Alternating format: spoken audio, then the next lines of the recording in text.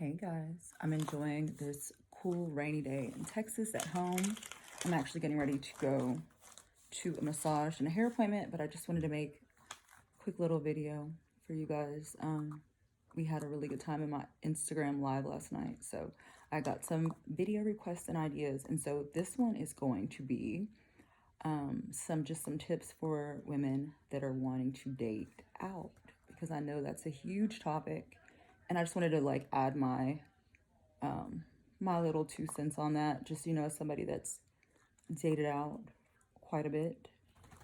My first serious relationship was a white guy. My first couple, actually. So here's some tips. First tip, you definitely want to look the part. And what I mean by that is, I don't know, for the people that have been following me on Twitter since this summer, know what I'm talking about. You want to just look well put together. A lot of us, we're guilty of just kind of like throwing on some sweatpants and some flip flops and running out and running errands and stuff like that. But if you're trying to date out, especially date out and up, you really need to look the part. You really need to put effort into your looks, because when you're dealing with men that can get anyone and they have lots of options, why would they pick a woman that's, thrown together and just runs around looking however and doesn't really doesn't care about how she looks? So you really just need to make sure to keep up your looks, maintain your looks, which is, a big thing that I talk about on my blog. Keep up your skin, your hair, your body, all that stuff. It's really important. It's good to do it just for yourself, but especially when you're trying to date up and date out. So just keep that in mind. Another one is just to diversify your social circle. And that's something else that I talked about on Twitter. And a lot of people got mad, but you really need to start getting comfortable in white spaces. And I know that makes a lot of people upset and uncomfortable. And I guess just with my upbringing and the way the way I've grown up and just the way I've lived my life, that's not ever really been an issue. And, a lot of people say, what about racism? What about this? What about that? I'm in the deep South, Texas, so I get it, but I just don't let those things hold me back. I mean, it is what you make it. So that to me is a really huge, important step, is just to get comfortable being in those type of places. You really just have to get used to it, get used to hanging out where those type of men are going to be. They're generally going to be in white spaces. You need to be able to be comfortable being around those type of people, because that's another thing that's really important. Even if you're not really trying to date out, let's say you're trying to maybe get a wealthy black man. A wealthy black man is going to be in white spaces. Wealthy people go where the money is. So, unfortunately, or fortunately, however you look at it, however your perspective is, it's probably going to be a white space. And when you're dealing with wealthy men, they don't have time to coddle you and babysit you. You're all, oh, if there are going to be other black people there, oh, what about this? What about that? And you're in the corner, scared or don't want to get out of the car or just whatever. They don't have time for that. They need a woman that can be on their arm, that can compliment them, that can carry a conversation, that can be graceful and poised in these environments. That's just really important. So if that's an issue that you have, you definitely need to work on it. Another thing is, like this kind of fits in with what I was saying before. You want to get like that struggle out of your energy. That constant like, oh, racism, colorism, this person's trying to hold me down and hold me back. Men they don't want to be around that all the time. Even if we're not talking about men, but just in general. And I understand, I'm not saying to pretend like it's not a thing and it doesn't happen and it doesn't exist, but just to constantly have that in your energy all the time, and that's all you talk about. And, go on Twitter and somebody's whole feed is dedicated to colorism, dark skin this and light skin that. They don't want to deal with that. It's too much. Just let it go. Stop. And I'm not trying to be insensitive, but I really don't think a lot of people understand how much that just affects other areas of their life, and just especially like their dating and romantic prospects. So it's just something to consider. I mean, do what you do what you feel, but I'm just the messenger.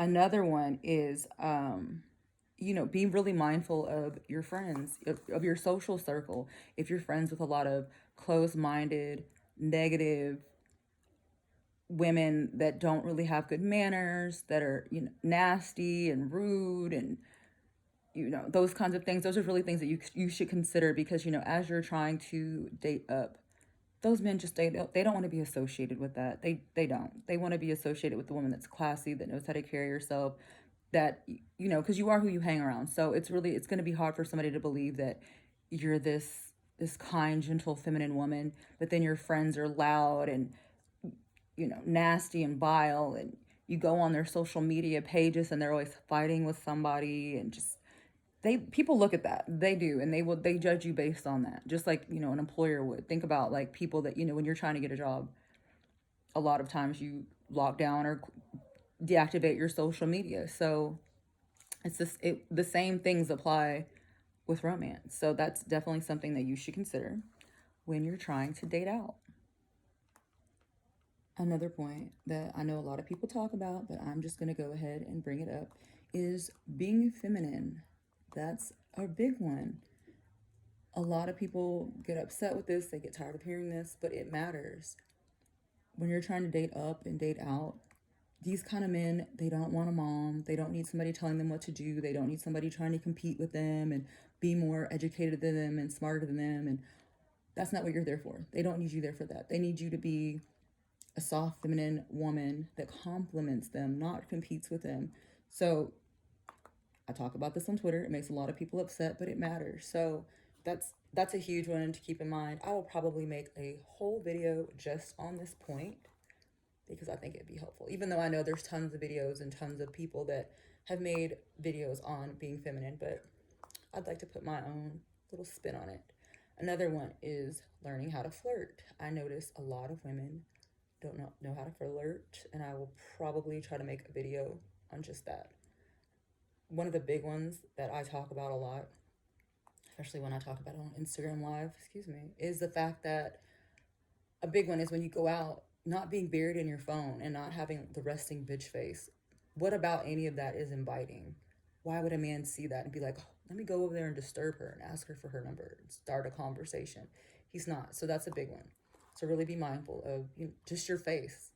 Are you smiling? Are you scowling? I obviously can't scowl because I've got a lot of Botox in my forehead. But that's just a really, really big one.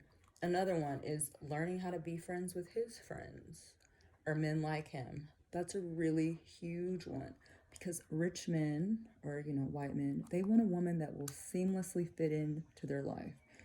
That kind of goes back to what I was saying earlier about being comfortable in white spaces. That's a big one.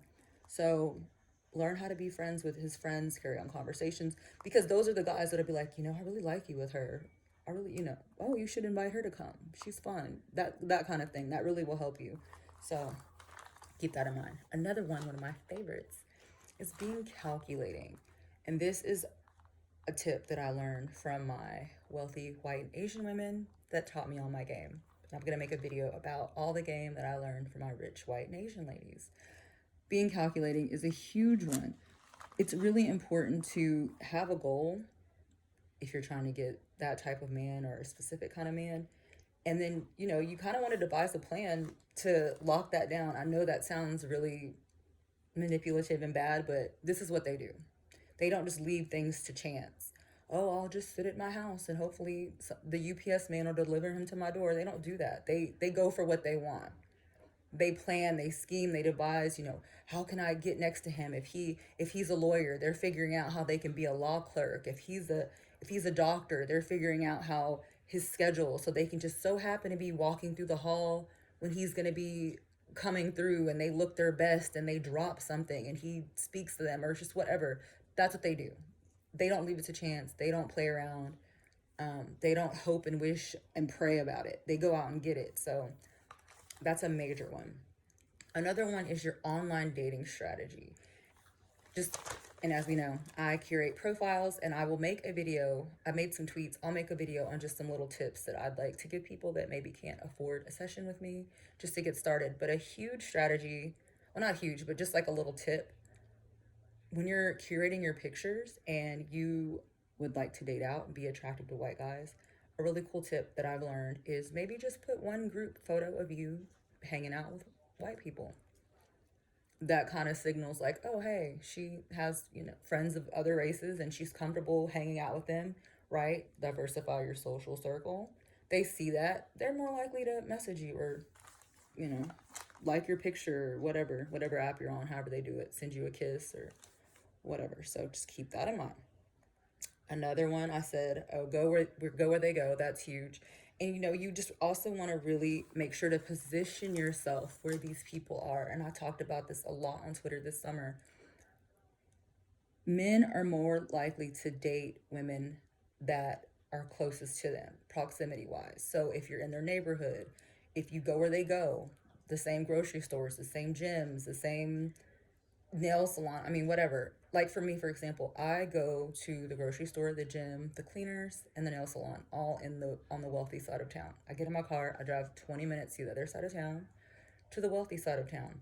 That way I'm in the area with these people, so you have more of a chance to run into them, to meet them, to date them than you would if you stayed where you are. So just that's something to keep in mind. And depending on how savage you are, you can always move to that side of town.